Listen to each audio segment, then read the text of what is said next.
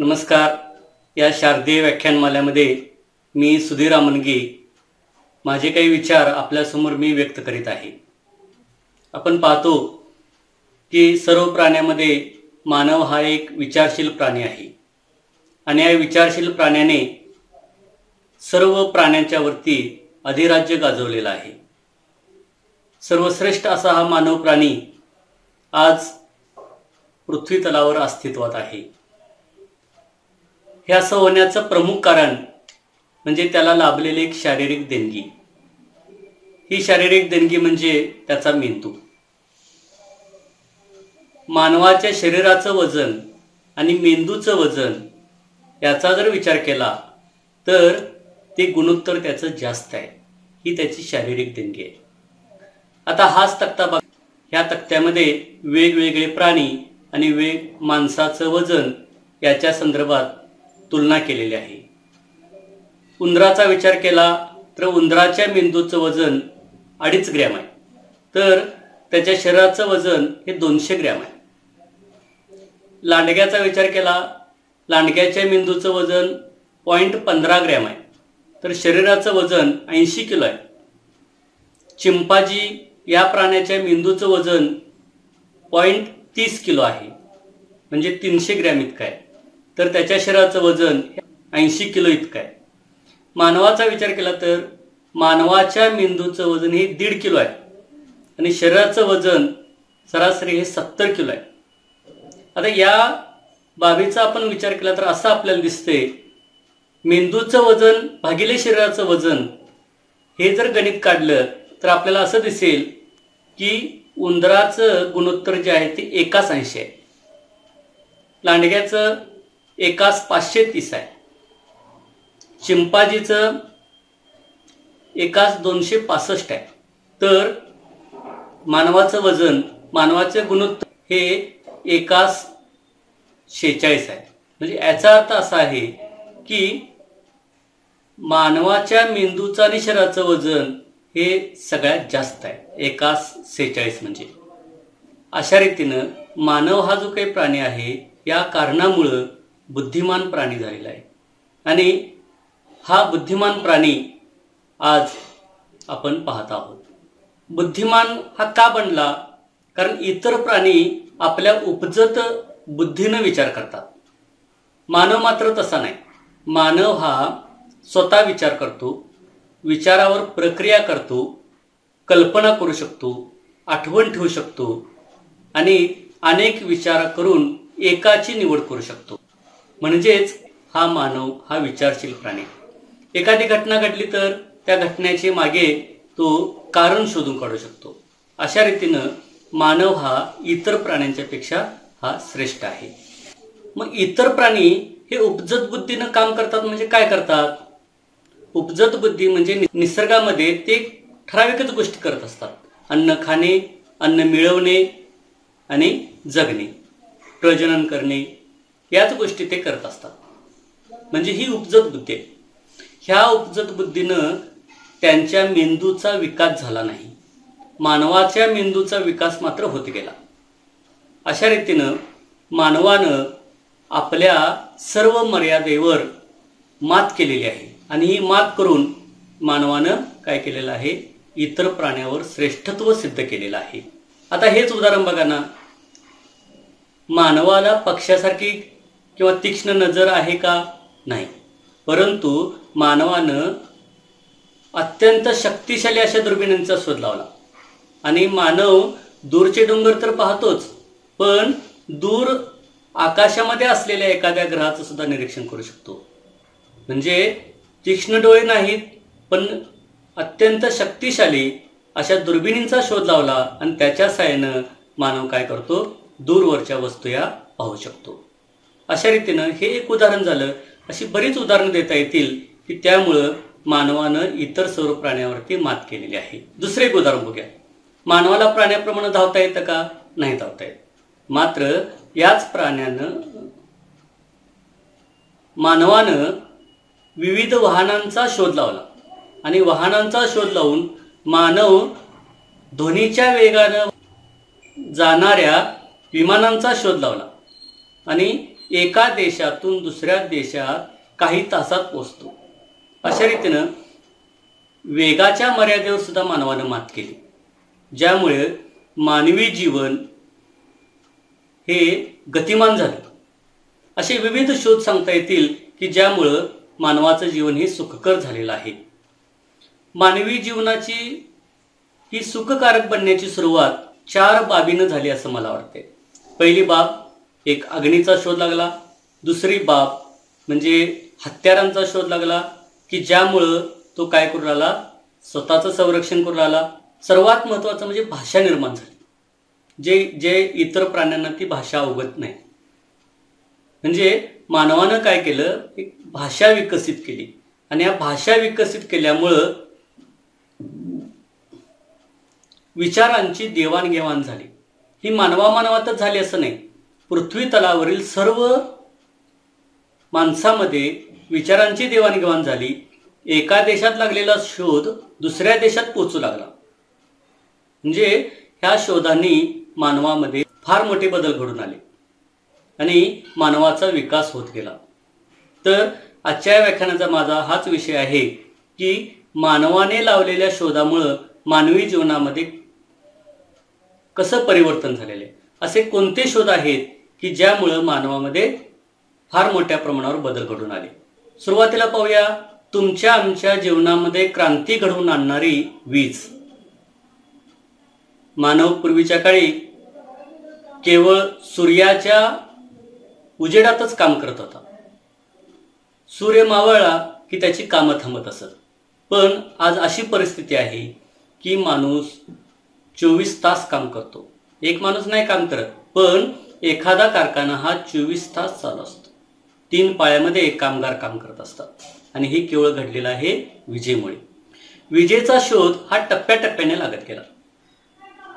विजेचा शोध म्हटलं की बेंजामिन फ्रँकलिनचं नाव डोळ्यासमोर येतं. बेंजामिन फ्रँकलिन यांनी रेशमी कापडाचा एक पतंग तयार केला. त्याला रेशमी दोरा बांधला, त्याच्या खालच्या बाजूला एक किल्ली लावली आणि हा जो पतंग आहे हा पतंग वादळी पावसामध्ये उडवला आणि हा उंच उंच गेला. आकाशातून तो पतंग दिसेनासा झाला, ढगाच्या आड गेला आणि ज्यावेळी वीज कडाडली त्यावेळी ती वीज त्या ओलसर झालेल्या पतंगातून, रेशमी दोऱ्यातून किल्लीपर्यंत आली आणि या किल्लीला हात लावताच बेंजामिन फ्रँकलिन यांना विजेचा धक्का बसला. या गोष्टीवरून, या घटनेतून असं लक्षात आलं की आकाशातील वीज खाली आणता येते. म्हणून बेंजामिन फ्रँकलिनच्या वतीत असं म्हटलं जातं की आकाशातील वीज खाली आणणारा हा पहिला शास्त्रज्ञ आहे. अशा रीतीनं विजेसंदर्भातचा हा पहिला प्रयोग बेंजामिन फ्रँकलिन यांनी केला. बघा, तुम्ही आम्ही सर्वजण पतंग उडवतोच, परंतु पतंग उडवण्याची आणि आकाशातील वीज खाली आणण्याची ही कल्पना केवळ बेंजामिन फ्रँकलिन यांनी सुचली. म्हणजे योगायोगानं लागलेला हा शोध आहे. त्याचप्रमाणे ही वीज त्यांनी एका लेडन जारमध्ये, म्हणजे एका भांड्यामध्ये, लेडन जारमध्ये साठवण्याचा प्रयत्न केला आणि ती साठवली सुद्धा. आणि ती साठवलेली वीज जी आहे ती एका वाहकातून दुसऱ्या वाहकात जाऊ शकते, हे सुद्धा बेंजामिन फ्रँकलिन यांनी दाखवून दिले. म्हणजे आकाशातील वीज आणून ती साठवण्याचा प्रयत्न करणारा शास्त्रज्ञ जर कोण असेल तर तो बेंजामिन फ्रँकलिन. म्हणजे एका साध्या घटनेतून विजेचा शोध कसा लागू शकतो हे त्याचं एक उदाहरण हे आहे. हा जो प्रयोग आहे हा प्रयोग बेंजामिन फ्रँकलिन यांनी 1752 साली केला. यानंतर आणखीन बरेच या ठिकाणी विजेच्या संदर्भात प्रयोग होत गेले, परंतु एखाद्या साधनामध्ये वीज तयार करण्याचा प्रयोग सर्वप्रथम व्होल्टा या शास्त्रज्ञाने केला. व्होल्टचा साधा विद्युतघट त्याला म्हणतात. म्हणजेच एका भांड्यामध्ये तांब्याची पट्टी, जस्ताची पट्टी आणि सल्फ्युरिक आम्ल यांचा वापर करून वीज तयार होऊ शकते हे दाखवणारा पहिला शास्त्रज्ञ म्हणजे व्होल्ट. त्यांचं कार्य इतकं मोठं आहे की विभवांतराच्या एककाला सुद्धा व्होल्ट नाव दिलेलं आहे. म्हणजे विद्युतघट तयार करणारा शास्त्रज्ञ म्हणजे साधा व्होल्ट शास्त्रज्ञ. आज तुम्ही आम्ही जे काही विद्युतघट पाहतो हे त्यांच्यात नंतर सुधारणा होत गेली. डॅनियलचा विद्युत घट, कोरडा विद्युत घट, असे वेगवेगळ्या प्रकारचे विद्युत घट तयार केले गेले. आणि अशी परिस्थिती आहे की आपण खिशामध्ये वीज घालून फिरत असतो, नाही का? मोबाईलमध्ये बॅटरी आहेच की, तिच्यामध्ये वीज आहेच ना. म्हणजे खिशामध्ये वीज जी आहे ती आपण घेऊन फिरत आहोत. म्हणजे ज्या बेंजामिन फ्रँकलिननी लेडन जारमध्ये वीज साठवण्याचा प्रयत्न केला होता, आता सध्या असे घड्याळातले छोटे सेल, बॅटरी, अशा विविध प्रकारामध्ये साठलेली वीज जी आहे ती वीज आपण आज खिशामध्ये घालून फिरत आहोत, घरामध्ये साठवून ठेवत आहोत. अशा रीतीनं ही वीज मानवी जीवनामध्ये फार मोठं स्थान निर्माण केलेलं आहे. त्यामुळे मानवी जीवन हे सुखकर झालेलं आहे. यानंतर आणखीन एक शास्त्रज्ञ विजेच्या बाबतीत नाव घ्यावं लागेल, ते म्हणजे मायकेल फॅरेडे. मायकेल फॅरेडे या शास्त्रज्ञांनी परावर्तित विद्युतधारा निर्माण केली. मायकेल फॅरेडेनं काय केलं तर तारेच्या वेटोळ्यांच्या मध्ये चुंबक हलता ठेवला. आणि काय आश्चर्य, तर त्या तारेमध्ये वीज वाहू लागली. त्या तारेला जोडलेला विद्युत दिवा प्रकाशित झाला. अशा रीतीनं मग हे बेसिक नॉलेज हे फॅरेडेने निर्माण केलं. त्यामुळेच मोठे मग विद्युत जनित्र तयार झाले. वीज निर्मितीच्या शोधामध्ये मायकेल फॅरेडे बरोबर जॉर्ज ओहम, आंद्रे मेरी एम्पियर, क्लर्क मॅक्सवेल अशा सुद्धा शास्त्रज्ञांचं सुद्धा योगदान हे आहे. वीज तयार झाली बरोबर आहे, परंतु त्याचा उपयोग एखाद्या विद्युत दिव्यात करता येतो हे एडिसन या शास्त्रज्ञांनी दाखवून दिले. आणि तुमच्या आमच्या घरामध्ये आज जो विजेचा दिवा आहे किंवा होता, आज LED चे बल्ब आहेत. विजेचा दिवा जो काही होता पूर्वीच्या काळीचा टंगस्टन तारेचा, याचा शोध एडिसन यांनी लावला होता. यासाठी त्यांना 1000 प्रयत्न करावे लागले. 1000व्या प्रयत्नानंतर त्यांना तो दिव्याचा शोध लागला होता. सध्याचं युग हे LED युग आहे. आणि ह्या LED दिव्याचा शोध जपानचे इसामू अकासकी, हिरोली अमानो आणि अमेरिकेचे शुजी नाकामोरा या तिघांनी लावला होता. म्हणून या तिघांना LED बल्बच्या शोधाबद्दल नोबेल पारितोषिक सुद्धा देण्यात आलेलं आहे. म्हणजे बेंजामिन फ्रँकलिन ते आत्ताचे हे LED बल्ब शोधणारे शास्त्रज्ञ इथपर्यंत हा विजेचा प्रवास, ज्यामुळे मानवाचे जीवन हे गतिमान झालेलं आहे, सुखकर झालेलं आहे आणि वीज ही मानवाची मूलभूत गरज बनलेली ही आहे. आणखीन एका शोधाचा आपण विचार करूया. समजा तुम्हाला कापलं, किती वेदना होतात. ड्रेसिंग करताना जीव नकोसा होतो. मग पूर्वीच्या काळी ऑपरेशन करायचं असेल तर काय करत असतील? अक्षरशः हात पाय बांधून घालून त्या माणसाचं ऑपरेशन केलं जात होतं. किती वेदना होत असतील विचार करा. यावर उपाय म्हणून भुलीच्या औषधाचा शोध लागला. आणि सुरुवातीच्या काळामध्ये क्लोरोफॉर्म या औषधाचा शोध लागला. आणि क्लोरोफॉर्मचा वापर करून ह्या वेदनादायी प्रसंगातून माणसानं स्वतःची सुटका करून घेतली. याचा शोध सुद्धा मनोरंजक आहे. एडनबरा या डॉक्टरने या क्लोरोफॉर्मचा शोध लावला. हे डॉक्टर सुद्धा काय करत होते? रोग्याला बांधून घालून ऑपरेशन करत होते. त्याचे हात पाय बांधले होते. एका रोग्याचं ते ऑपरेशन करत होते आणि ऑपरेशन करताना त्याचे हात पाय बांधले होते. आणि हे ऑपरेशन असं होतं की त्याच्या पायाची जखम इतकी मोठी झाली होती की त्याचा पायच कापावा लागला. आणि हे करताना तो जो काही पेशंट होता किंवा तो जो काही रोगी होता तो बेशुद्ध झाला. एवढंच नाही तर ह्या डॉक्टरचा एक सहकारी डॉक्टर होता. ही घटना बघून तो सुद्धा बेशुद्ध पडला. आणि मग तो सहकारी डॉक्टर काही वेळानं त्याला शुद्ध आली आणि त्यानं ठरवलं की मी असं एक औषध शोधून काढीन की ज्याचा पेशंटला त्रास होणार नाही, रोग्याला त्रास होणार नाही. त्यांचं नाव आहे सेम्पसन. ह्या सेम्पसन या डॉक्टरनं अशी प्रतिज्ञा केली की ऑपरेशन करताना रोग्याला त्रास होणार नाही. मग असं कोणतं औषध असेल किंवा अशा औषधाचा शोध निघेल का, यासाठी त्यानं आपल्या सहकारी डॉक्टरना विचारलं. त्यांनी त्याला फळच काढलं, असं कधी औषध असणारच नाही, शोधूनच काढू शकणार नाही. ज्यावेळी त्यानं डॉक्टरचं शिक्षण पूर्ण केलं आणि मग यावर त्यानं संशोधन करायला सुरू केलं. सॅमसन डॉक्टर बनले आणि एकदा काय झालं की त्याचे एक सहाय्यक एका औषधाचा वास घेत होते. त्या औषधाचा वास घेताना सॅमसनचे सहाय्यक डॉक्टर हे बेशुद्ध पडले. आता हे बेशुद्ध पडले म्हटल्यावर सॅमसन आले, त्याने सुद्धा त्या औषधाचा वास घेतला आणि ते सुद्धा बेशुद्ध पडले. आता हे दोघं बेशुद्ध पडलेले बघून त्या सॅमसनची पत्नी आली. ती पत्नी आल्यानंतर ती ओरडू लागली. ओरडू लागल्यानंतर इतर डॉक्टर आले आणि त्यांनी सॅमसनची नाडी तपासली. नाडी व्यवस्थित सुरू होती, म्हणजे श्वासोच्छ्वास व्यवस्थित सुरू होता, हृदय व्यवस्थित चालू होतं. काही वेळाने तेवढ्यात काय झालं, सॅमसन हे शुद्धीवर आले. शुद्धीवर आल्या आल्या ते ओरडू लागले, मला औषध मिळालं, मला औषध मिळालं म्हणून. आणि मग त्याच औषधाचा त्यांनी आणखीन एकदा प्रयोग करून बघितला की मग लक्षात आलं की या क्लोरोफॉर्ममुळं माणसाला तात्पुरती ही बेशुद्धी येते. आणि इथून प्रवास सुरू झाला ऑपरेशन करताना क्लोरोफॉर्मचा वापर.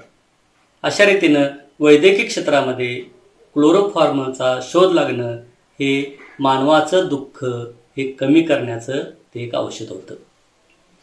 आणि याचा वापर 1847 साली सुरू झाला. नंतर विज्ञान हे कधी थांबत नाही, विज्ञान हे सतत बदलत असतं. नंतर असं लक्षात आलं की क्लोरोफॉर्मचा अतिवापर जर झाला तर त्या क्लोरोफॉर्मचा हृदयावर आणि यकृतावर परिणाम होतो. त्यामुळं याचा वापर काही प्रमाणात कमी करण्यात आला.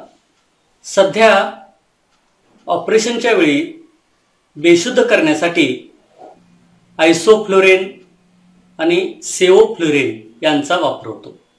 म्हणजे अशा रीतीनं माणसांना बेशुद्ध करून व्यवस्थितरित्या ऑपरेशन करणं हा एक शोध जो आहे हा सुद्धा अत्यंत महत्त्वाचा असा शोध आहे. आणखीन एका शोधाची माहिती घेऊया. वैद्यकीय क्षेत्रामध्ये आणखीन एक महत्त्वाचा शोध म्हणजे अँटीबायोटिकचा शोध. त्याला मराठीमध्ये प्रतिजैविके असं म्हणतात. या प्रतिजैविकामुळे म्हणजे विशेषतः पेनिसिलिनमुळं निमोनिया, घटसर्प यासारखे आजार हे कमी झालेले आहेत. त्याचबरोबर विषमज्वर, क्षय यासारखे सुद्धा आजार हे प्रतिजैविकामुळे कमी झालेले आहेत. आज सुद्धा आपण आजार नाही कमी आला की अँटीबायोटिक्स आपण घेत असतो. पहिलं प्रतिजैविक हे अलेक्झांडर फ्लेमिंग या शास्त्रज्ञांनी शोधून काढलेला आहे. 19व्या शतकातील हा अत्यंत महत्त्वाचा शोध आहे. या शोधाबद्दल प्रसिद्ध मासिक टाइम यानं 19व्या शतकातील 100 प्रसिद्ध शास्त्रज्ञांपैकी एक शास्त्रज्ञ म्हणून त्यांना गौरवण्यात आलं होतं. त्यांच्या या शोधाबद्दल म्हणजे पेनिसिलिनच्या शोधाबद्दल अलेक्झांडर फ्लेमिंग यांना 1945 सालचं नोबेल पारितोषिक मिळालेलं होतं. असा हा शोध जो आहे हा सुद्धा योगायोगानंच लागला. अलेक्झांडर फ्लेमिंग हे सेंट मेरीज स्कूलमध्ये वैद्यकीय शिक्षण घेत होते. वैद्यकीय शिक्षण पूर्ण झाल्यावर त्याने त्याच कॉलेजमध्ये काम करण्यास सुरुवात केली. एका प्रयोगशाळेमध्ये ते काम करत होते. पहिल्या महायुद्धाच्या काळात वैद्यकीय तुकडीत काम करत होते. त्यावेळी सैन्यांच्या झालेल्या जखमावर औषध म्हणून बोरिक ॲसिड या पदार्थाचा वापर केला जात होता. त्याचबरोबर हायड्रोजन पेरॉक्साईडचा सुद्धा वापर केला जात होता.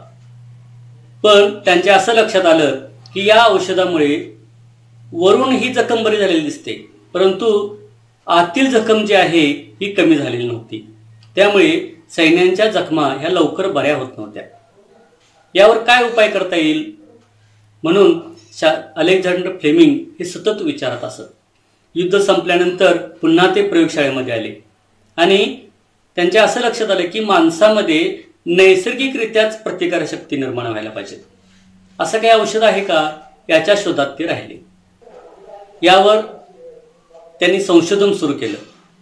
त्यांच्या असंही लक्षात आलं होतं की ही बोरिक ॲसिड किंवा अन्य औषधं लावल्यानंतर शरीरातील पांढऱ्या पेशीसुद्धा नष्ट होतात. आता यावर उपाय काय करायचा, म्हणून त्यांनी संशोधन आपलं सुरू ठेवलं. त्यांनी सर्दी झालेल्या व्यक्तीच्या नाकातील स्रावामधून मायक्रोकॉकस ल्युटस हा जीवाणू त्यांनी प्रयोगशाळेत वाढवला. आता हे जीवाणू वगैरे कुठं वाढवतात, एका पेट्री डिशमध्ये वाढवतात. आता ही पेट्री डिश म्हणजे जी छोटीशी प्लेट, त्याला पेट्री प्लेट असं म्हणतात.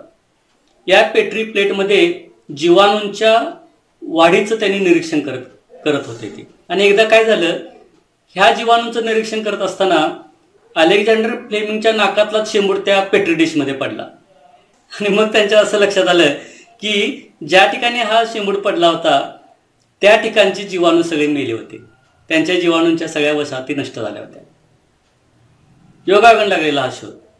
आणि मग त्यांनी काय केलं, ह्या नाकाच्या स्रावामधील जीवाणू जे आहेत, स्रावामध्ये जीवाणू मरत असतील तर सर्दी झालेल्या माणसाच्या रक्तद्रवाचा थेंब तिथं टाकून पाहिला, किंवा लाळ टाकून पाहिली, थुंकी टाकून पाहिली.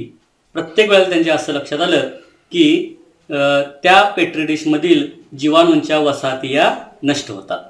काय होत होतं, त्या पेट्री डिशमध्ये मायक्रोकॉकस ल्युटस हे जे जीवाणू आहेत, ह्या जीवाणूंची वाढ थांबवली जात होती. म्हणजेच यावरून त्यांनी असा निष्कर्ष काढला की माणसामध्ये नैसर्गिक प्रतिकारशक्ती वाढवणारा एक घटक आहे, हे त्यांच्या लक्षात आलं. आणि हाच प्रयोग करताना एकदा काय झालं, अलेक्झांडर फ्लेमिंग रजेवर जाणार होते. तर रजेवर जाणार होते म्हटल्यावर त्यांनी जी प्रयोग केलेली किंवा सुरू असणारे जे काही प्रयोगाच्या प्लेट्स होत्या, ह्या प्लेट्स त्यांनी एका ठिकाणी ठेवल्या आणि ते रजेवर गेले. त्यांनी जाताना एक प्रयोग करून गेले होते. स्टॅफिलोकॉकस ऑरास या जीवाणूंची वाढ होत असलेली प्लेट त्यांनी ठेवली होती. रजेवरून परतल्यानंतर त्यांनी त्या पेट्री डिशवर बुरशीची वाढ झालेली पाहिली आणि हे त्यांना आश्चर्यकारक होतं.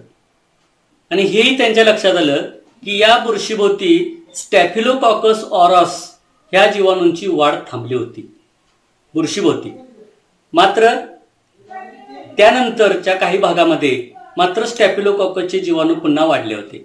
जिथं बुरशी असेल, जिथं बुरशी वाढलेली आहे, त्या ठिकाणचे स्टॅफिलोकॉकस ऑरासचे जीवाणू जे आहेत ते नष्ट झाले होते. आणि हा शोध त्यांच्यासाठी हा आश्चर्यकारक होता.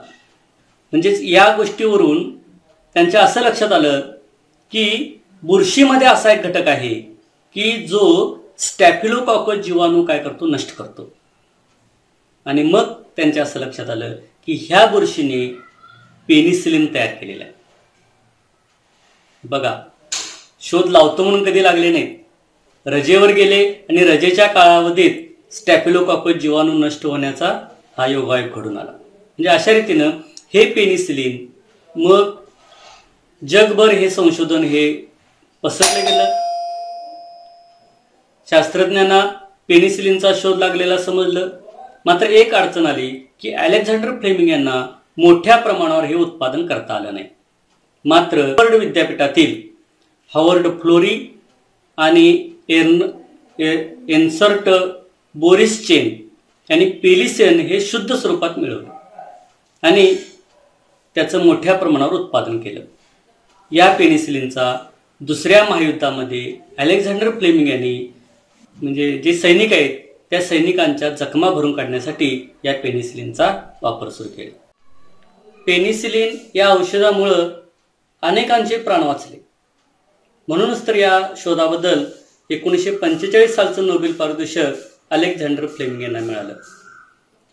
अलेक्झांडर फ्लेमिंग यांना हे पेनिसिलिन हे शुद्धरित्या तयार करता आलं नाही किंवा त्यांच्याकडे एवढी ताकदही नव्हती की मोठा उद्योग सुरू करून पेनिसिलिनचं फार मोठ्या प्रमाणावर उत्पादन करावं.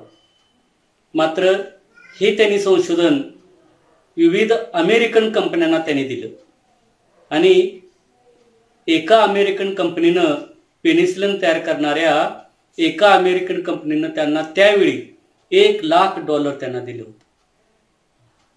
मात्र अलेक्झांडर फ्लेमिंग यांनी हे $1,00,000 सेंट मेरीज मेडिकल कॉलेजला देऊन टाकलं.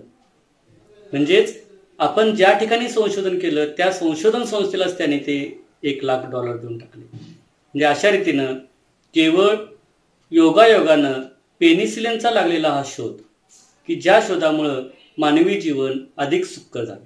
आणखीन काही शोधाची माहिती आपण घेऊया. आणखीन एक गमतीशीर शोध तुम्हाला मी आता सांगणार आहे. हा शोध आहे टायरीच्या बाबतीत. इतके शोध आले, माणूस मंगळावर गेला, चंद्रावर गेला, टायर आहे तिथंच आहे ना. आणि टायर जी आहे ती टायर जशी 1900 सालात होती, जशी 2000 साली होती, तशी आजही आहे. फक्त काय झालं, ट्यूबलेस टायर आल्या, परंतु टायरला पर्याय आहे का? टायरला पर्याय नाही. हे अतिशय चिवट टायर आहे. ही अशी चिवट टायर तयार कोणी केली असेल? तुम्ही टायरीवर लिहिलेलं असते पहा, good year, GOODYEAR, good year. हे गुड इयर एका शास्त्रज्ञाचं नाव आहे. हेच शास्त्रज्ञ काय करत होते, कच्चा रबर एका भांड्यात घालून शिजवत होते. फार त्यांनी प्रयोग केले चिवट रबर मिळवण्याचं, परंतु त्यांना ते शक्य झालं नाही. मात्र एकदाच वैतागून त्या जे भांडं शिजवत ठेवलं होतं कच्चं रबर, त्याच्यावर एक छोटंसं रॅक होतं आणि त्या रॅकमध्ये काही रासायनिक पदार्थ ठेवले होते. आणि झालं काय, एक दुसरा रासायनिक पदार्थाची बाटली घेताना गंधक असलेली बाटली त्या शिजवत ठेवलेल्या कच्च्या रबराच्या भांड्यात पडली. नंतर लक्षात आलं ही गंधकाची बाटली पडली, हे त्यांच्या लक्षात आलं. आता काढायची कशी? तसंच ते मिश्रण त्यांनी कच्च्या रबराचं जे काही मिश्रण आहे ते बाजूला ठेवलं. आणि बाजूला ठेवल्यानंतर त्यांच्या नंतर लक्षात आलं की आता जी काही रबर बनलेली आहे ती रबर आपण जिच्या शोधात होतो तशीच बनलेली आहे. म्हणजे अत्यंत चिवट अशी रबर बनलेली आहे. म्हणजेच कच्च्या रबरामध्ये योगायोगानं गंधक मिसळलं, अपघातानं गंधक मिसळलं आणि चिवट अशी रबर तयार झाली. आणि ह्याच रबराचा उपयोग करून आज सुद्धा टायर बनवली जात आहे. विमानाची टायर असो किंवा सायकलची टायर असो किंवा अन्य गाड्यांची टायर असो. म्हणजे टायरीचा शोध जो आहे, म्हणजे टायरीचा शोध म्हणजेच चिवट टायरीचा शोध हा योगायोगानं असा हा लागलेला आहे. असे बरेच काही शोध सांगता येतील की ज्या शोधामुळं मानवी जीवन हे सुखकर झालेलं आहे. धन्यवाद.